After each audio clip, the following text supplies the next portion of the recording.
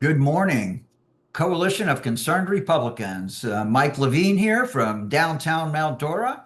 We have a great show, amazing show for you today, and welcome to Restoring Our American Republic. And I might have to be changing up my call letters here pretty quick because we have a great honor of having Robin Lumb, who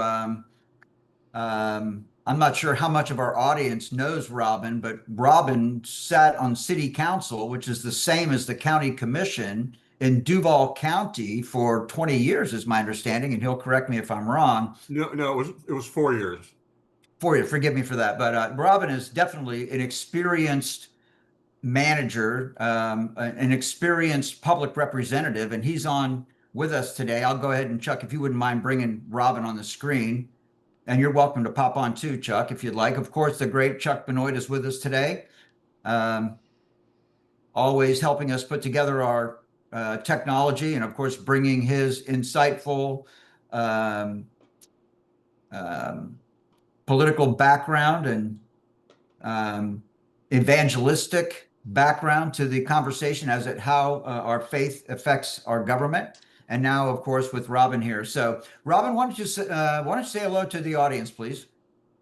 Hello. It's great to be here. Thank you for inviting me on this broadcast. I really appreciate it. Um, we're here to talk about the Florida League of Republican Voters, which is a organization that has been created over the past several months. It's preparing for its first official launch sometime in the next couple of weeks. And our goal is to create a voter-led movement aimed at restoring the Republican Party of Florida and to the voters that it was meant to serve, because the corruption that's overtaken the institutional Republican Party is alarming, and we see this in how the RPOF has put its thumb on the scales in favor of Byron Donalds' candidacy and their refusal to promote debates between all the candidates. And it's just emblematic of how insular the Republican Party of Florida has become, the leadership, and it's no longer looking out for the interest of the forgotten man, the ordinary Republican voter, but it is basically beholden to special interest, lobbyists, and dark money political action committees. Okay, there you go. So I totally agree with that, except, based on my experience, and I've been involved with the Republican Party of Florida for quite a while, 15 years or more. And I'm telling you that they were never grassroots oriented. They always wanted to select our elected officials, and they've just gotten more and more brazen about it. They're up in your face about it today. They don't even mask what their intentions are. I mean, you can see all over the internet the Republican Party of Florida and the Republican National Committee as well, basically just outraged that the grassroots will not line up behind what they define as their electable um, candidates. And that's because their electable candidates have a complete disregard for the citizens of our state and our nation. Chuck, you want to come in and have a comment on that? Well, yeah, I agree wholeheartedly. We talk about republicanism, and I was told by a House rep not too long ago, maybe it's getting close to a year from now, who basically told me that the word Republican means something different in the Republican Party than anywhere else in the universe. His word, universe. And so those of us who live in the universe, I guess we're totally devoid of understanding what Republican means to the Republican Party. And I'll just add a little icing on the cake of what Chuck just said. And when you get Republican Party of Florida representatives coming to your local Republican executive committees and talking to hardworking, productive grassroots activists and inviting them to quit, and I've been invited many times, Mike, why don't you just leave? Right?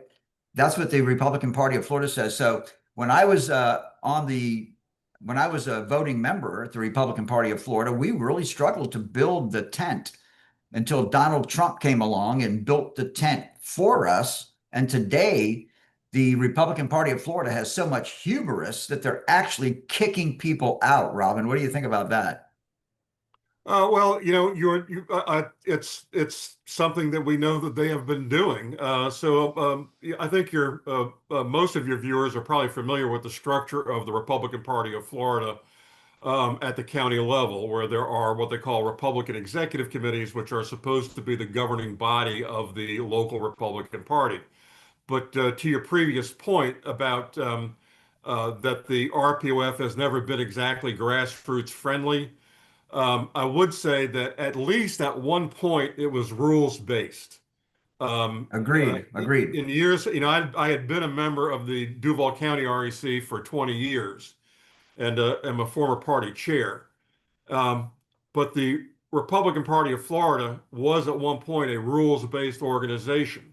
And, Right. and you could predict what they would do based upon the rules that were in place. And those were the rules of procedure and the county model constitution. But the power and the authority of local RECs has been eviscerated. There have been so many changes to these documents, these rules of procedure and the county model constitution, that there's very little authority or autonomy left to local RECs. And in fact, the RPOF routinely violates its own rules. It changes the rules and then ignores its rules. So I would say those have been significant changes that have taken place over the past 4 or 5 years, and especially since Evan Power has been chairman of the party. Exactly. Yes, I agree. So, Robin, over the last couple of years, certainly, you and I have been involved with the Florida Republican Assembly, and we've been involved with the Republican Liberty Caucus, watching closely, what each of those organizations do, serving on their executive boards and things like that. So, why don't you tell the audience why you felt it was necessary to create the Florida League of Republican Voters and how the Florida League of Republican Voters differentiates itself from some of the other organizations in the state, Robin? Well, we have a very specific agenda, and I'm not so certain that these other groups that you talked about have a very specific agenda to pursue in Tallahassee and regarding public policy. We are an America First organization. We were created using the framework of what's known as national conservatism, which is a movement that basically prioritizes the interest of the United States and the American people above all other considerations. So what we're trying to do with the League of Republican Voters is to create a voter-led movement that's got a specific policy agenda, which you can see under our mission statement on our website. Okay, perfect. That's great. Thank you very much for that. Chuck, you have anything to say about that? Yeah, well, I think we do have your mission statement up here, and I don't know if you want to go over any of these in particular, or just make a note of the fact that it's there. Well, it basically summarizes, it's summarized in 8 specific areas. Our first and overriding goal is to create a movement of ordinary Republican voters who are engaged in the political process. So we want to make it easy for them to become engaged. One of the things that we're doing is we're trying to establish either local chapters or county caucuses around the state of Florida. And it's very simple to set up a county caucus, which would have endorsement authority in local races in those counties. And all you need are 15 paid members. The annual membership fee is only $15. But with 15 paid members in a given county, you can create your own caucus group, and you'd be able to do endorsements and operate as a local, basically an autonomous local organization operating as a caucus rather than necessarily a chapter. Or you could set up a chapter if you wanted to do that. So what we're trying to do is create an engaged electorate. We're trying to, we want to be able to endorse candidates in state and federal elections, which we plan on doing in this election cycle. We want to address an America First conservative policy agenda. We want to advocate for the reform of Florida's lax campaign finance laws, which are allowing dark money PACs to basically control our Republican primary elections. We want to expose public and political corruption wherever we find it. We think that the corruption in Florida is significant and it needs to be addressed. We want to be able to promote the passage of legislation allowing voters to recall local, state elected officials. We want to ensure that elected officials are held accountable for their voting records.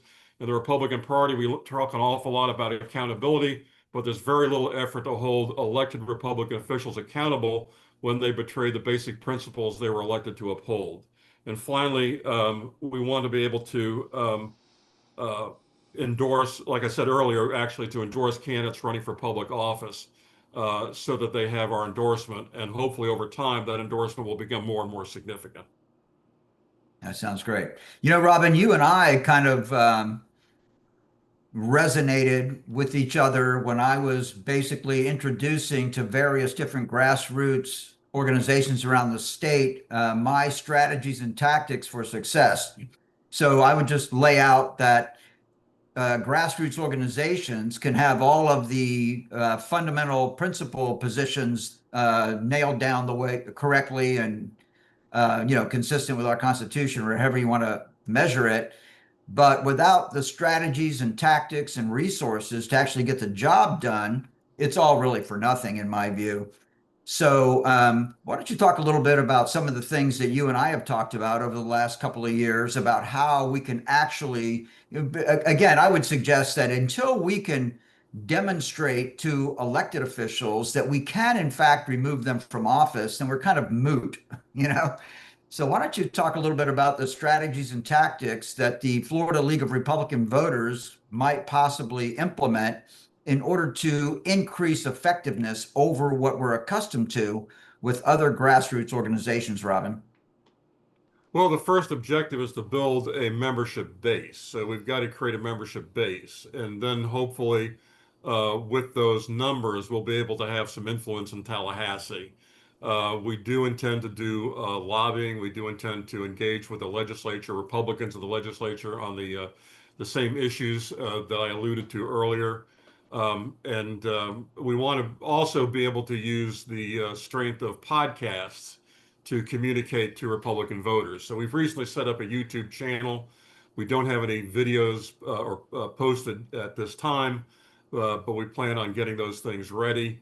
And so it's basically an effort to build out an organization that's got some political leverage to influence policy in Tallahassee. We're primarily we're focused on all matters of public policy that concern conservative Republicans, but primarily in Florida, as the Florida League of Republican Voters, we're focused a great deal on what happens in Tallahassee and what happens with the Republican Party of Florida. Okay, that's great. Chuck, why don't you come on in and make any comments that you have at this point? Well, right at the top of your message to Florida Republican voters, you have we're living through one of the most radical revolutions in our nation's history. Every aspect of American life and culture is under assault, and the threat of left-wing violence is ever present. Now, I agree wholeheartedly with that. I agree that that we have this incredible assault on the left from the left wing. But what we're talking about today is, quite frankly, an assault from the right. Do you agree? Would you clarify what do you mean an assault from the right? Well, I would consider at least the Republican Party of Florida considers itself from the right, but it's attacking us just as virulently, possibly in a different manner than the left is attacking our nation. Oh, I agree. And if you read further down on that, on the homepage there, you'll see where we specifically reference that the other threat is, in fact, what the institutional Republican Party is doing in Florida.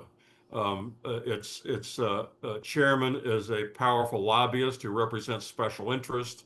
Even its executive director is a lobbyist in Tallahassee. The chairman of its Rules Committee, which is the most powerful committee in the Republican Party of Florida, controls over 100 political action committees, and at least a dozen of which I would categorize as dark money political action committees. And these are the people that are trying to control every aspect of Republican Party politics in Florida. They want to achieve hegemony when it comes to Republican Party of Florida, Republican Party politics in Florida. They're so extreme that at one point they actually maintained that they own the word Republican, literally, a word that's been in common use that is not subject to trademark. They were claiming that they actually own the word Republican, and that any organization, any independent organization of Republican voters that organizes using the word Republican in its name are in violation of state law, which is a complete misreading of state law, but that doesn't keep them from trying to bully people. They'll even send out notices threatening to sue these organizations simply for using the term Republican in their name. And that's how far they've gone in trying to control every aspect of Republican Party politics. They simply refuse to tolerate the existence of independent Republican organizations that operate outside the control of the RPOF. There you go. Chuck?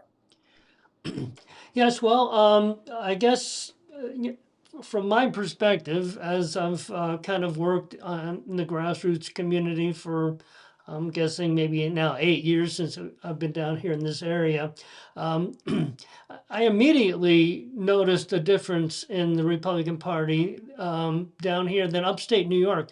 Upstate New York, we actually had Republicans, and we actually had another party called the Conservative Party, and quite frankly, it was almost exactly the same. They put up the same candidates as the Republicans with a few changes. But what we had the opportunity to do up there was to vote for some of these Republicans on the conservative line as opposed to the Republican line. And that was a way to send a message, if you will, to the Republican Party. Down here, there's no way of doing that. They just keep shutting you down. They just keep silencing you.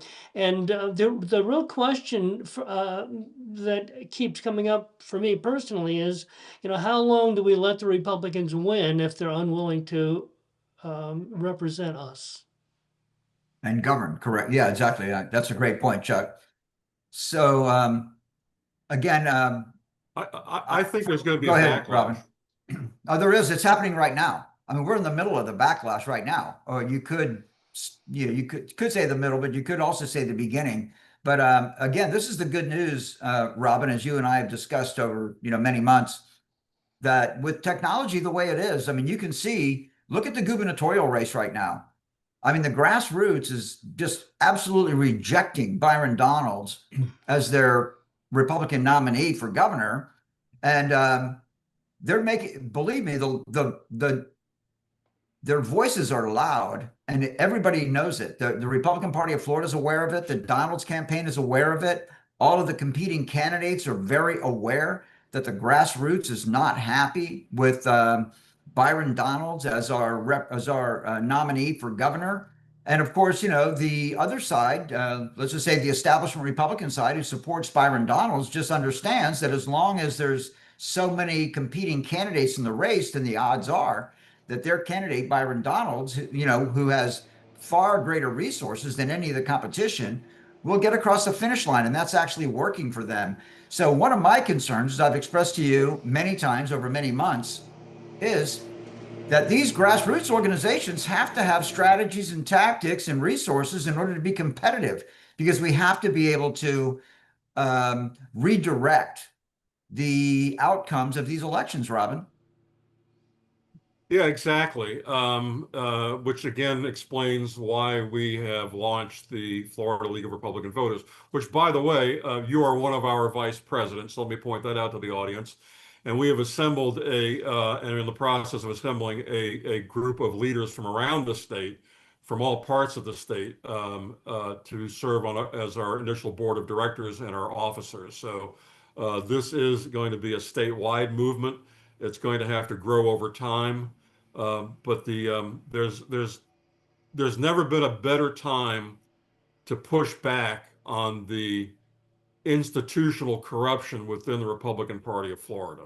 And when I talk about corruption, I'm not talking about law breaking. I'm talking about the kind of strong arm tactics that basically undermine our Republican values.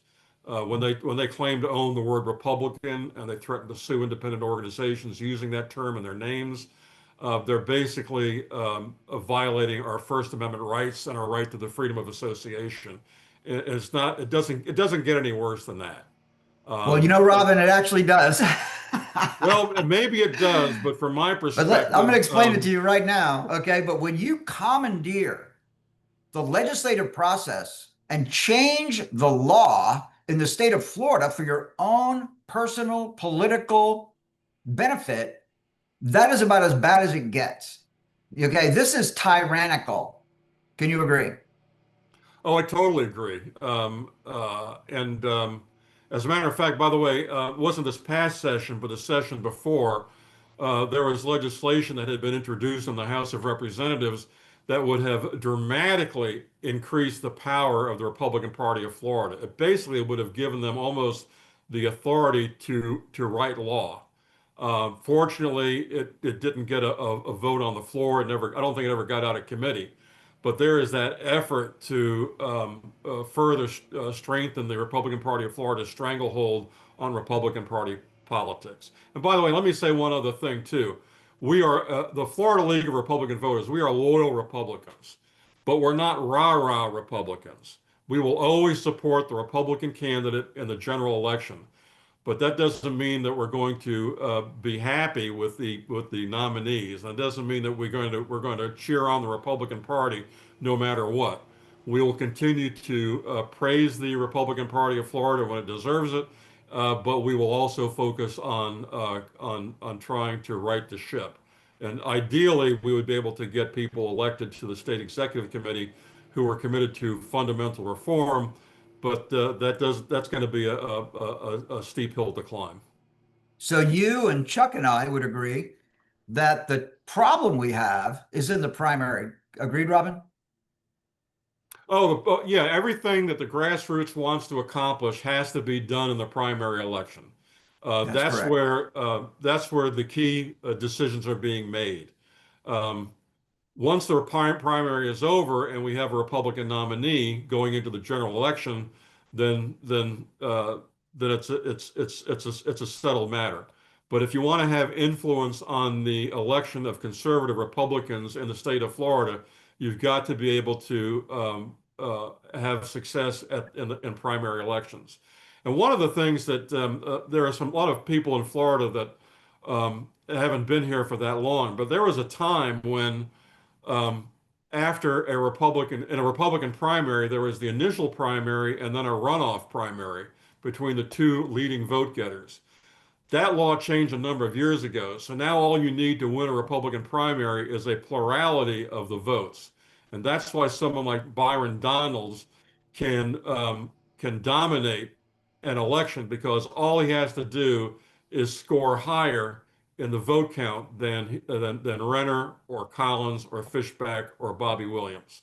So if I had my way, I would like to see us return to runoff primary elections, because those runoff elections have traditionally, going back to the 1980s, it was the second finisher in those primary elections that wound up winning the runoff. And that's, by the way, that's one of the reasons Bob Graham was elected governor. Is because there was a runoff election, and he was the second leader in the primary, in the first primary, but he wound up besting his opponent in the general election. So that's one of the problems we have with the structure of primary elections in Florida. I agree with that 100%. I think it's a great objective of the Florida League of Republican Voters, because I'm a fan of actually rewriting the statutes that control the political parties in the state of Florida. And of course, the primary process is what you're referring to right now, which would fall under the election law. I'm not sure exactly what statute it is. I think maybe 103 or something. But I'm a fan of just drilling down and just reading those statutes over and just wordsmithing them out and drafting up resolutions that are ready for bill drafting in the legislature, and then carry those things around the state legislature until we can find sponsors for those bills. What do you think, Robin? Ideally, yes. Unfortunately, it's increasingly difficult to find sponsors for legislation that doesn't have the approval of House leadership. And so a lot of members of the House and Senate are going to be reluctant to introduce legislation that might go against the grain. But that's one of the things we would like to see as far as how political parties are not, if not regulated, but the authorizing legislation is we would like to see the legislation amended to require political parties to actually follow their rules and to so that they're not able to waive their rules or ignore their rules. Are you prepared to make a couple of comments, possibly, Robin, on the new leadership going into 2027, the new president of the Senate and the new Speaker of the House? No, not at this time. Sam Garrison is one of our local legislators. He's in the next county south, Clay County. He's got a pretty good reputation, but you never know what direction they're going to go in. Another one of the problems that I think we have in the legislature, especially in the Florida House of Representatives, is that the speaker is chosen by the class in which that speaker was elected. So that speaker is not chosen by the total number of the members of the Republican caucus or the Republicans in the House of Representatives, but by that person's class. And so you lock that in with very little possibility of changing that going forward. I would much rather see them have an open election for speaker that doesn't involve simply focusing on or turning that over to those in the speaker's class when that person was elected. And then, Robin, if you recall, you and our mutual friend, I'm going to extend, Bob White, who was the chairman of the Republican Liberty Caucus of Florida for a decade, were having lunch one day, in which Bob really educated me personally. I don't know if you knew this or not, but obviously the current Speaker of the House whips the votes in the freshman class and has a lot to say about who the freshman class selects as the Speaker of the House for their class. Do you remember that conversation? I do, and that's problematic. And one of the problems too, one of the reasons, if you're on the wrong side of the leadership vote, you're not going to get important committee assignments. You're going to be relegated to kind of backbench status. And that's one of the reasons why legislators are reluctant to introduce legislation that would produce genuine reform at all levels. They're just not going to do it because they're not going to buck leadership. Now, if leadership is on board, then you've got a chance. But if they're not on board, then you're not going to gain much ground when it comes to trying to implement important reforms. We are up against it. We have just a few more minutes. I thought possibly we could at least point to some action items that you have. You have a chapter or caucus tab here. And do you want to give us a little bit of an idea of what that entails? Yeah, according to our bylaws, if you want to create a chapter, you would need to create a corporation, and you would need to incorporate, and you would need at least 20 paid members in order to form a chapter. If you wanted to simplify the process and simply create a caucus organization, which would still have endorsement authority in local races, all you need are 15 paid members. And then you can organize as an autonomous caucus within your county, following basic caucus guidelines, which we've developed, which are pretty simple to follow. So we're trying to make it as easy as possible. Some organizations require you can only demand that you only create a chapter, and you have to go through the process of forming corporations. Sometimes that makes sense, sometimes it doesn't. So we want to give our members that option. And also, you can simply become a member, and you have this, I guess, $15 per year is your fee to Right. become We've a tried to make it member. as affordable as possible. We are a nonprofit Florida corporation. If anybody goes to the website, you can see what we're all about. It's pretty transparent. And we're very serious about this. We're tired of business as usual. It doesn't work. And what we're seeing right now, and you've alluded to this previously, as a backlash is developing within the grassroots against this top-down authoritarian approach that the Republican Party of Florida has to its voters, the voters that it's supposed to serve, but it doesn't. It's basically a captive of a lobbyist and special interests. So go ahead and give us, because we're out of time, give us, Robin, maybe a 30-second synopsis of what you'd like us to take away.